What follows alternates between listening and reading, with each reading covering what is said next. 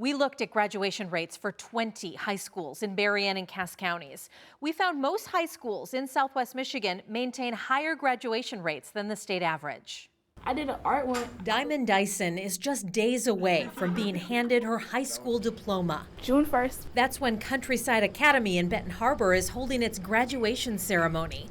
Dyson is a high achiever and has big plans. And then in August, I'll be going to Central Michigan as a freshman to pursue athletic training. Dyson is one of about 35 seniors at the rural school. And that's one of the best parts about being a bit smaller school. You know, we have 174 students in the high school.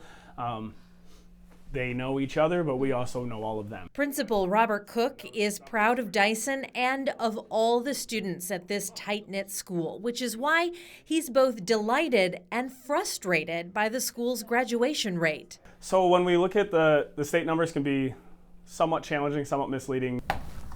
According to Michigan Department of Education data, Countryside Academy's four-year high school graduation rate was about 81% last year. It was a huge increase from the year before when the graduation rate there was 59%. So a 20% increase in just a year. That's why leaders at the school say this data can be misleading. The graduating class both these years was under 40 students. So a couple students either way can change these numbers dramatically. Really, our goal here at Countryside is to keep students. When we keep the students here for the 4 years, we graduate them at an incredible rate. Cook says the school has put new emphasis on credit recovery for struggling students, and it's been intentional about helping students stay enrolled. And really, when you look at how to improve your graduation rates, it starts, you can't look at seniors, you have to look at freshmen. It's a matter of doing a constant process of looking into who's passed what classes, who's falling behind, who's going to be targeted for whatnot. And then you can start setting those goals for who do we want to get into dual enrollment, who do we want to have CTE, who do we want to put in our aviation program. You know, we're trying to identify those people earlier because that also builds that hook, keeps that group together.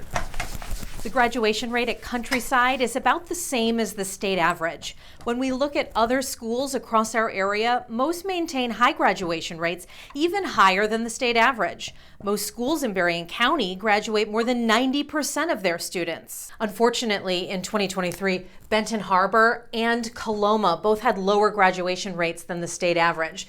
Benton Harbor had a graduation rate of about 55%. Coloma had a graduation rate of about 75%.